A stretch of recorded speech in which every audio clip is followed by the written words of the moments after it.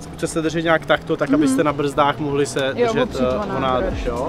Kdybyste se nějak báli nebo prostě něco bylo špatně, tak kolenama, jo. Takhle udělat, já to snad pochopím. Ty vole, jako netěším se úplně moc.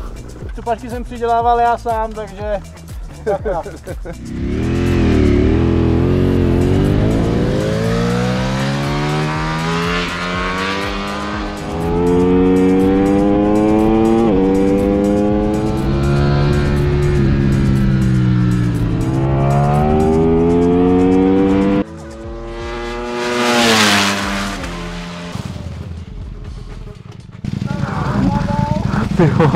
Ty vole, tak na těch brzdách, ty vole, to jsem byl trošku překvapený.